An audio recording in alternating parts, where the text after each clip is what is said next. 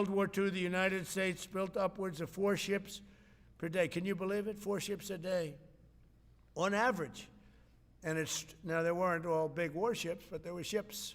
And it's a tragedy that we allowed this incredible capability to just go astray. We don't do that much anymore. We're going to restore America as a major shipbuilding power. We're going to ensure the USA is the most powerful fleet anywhere in the world, and long into the future, with battleships helping lead the way and the submarines that, again, nobody competes with us on submarines.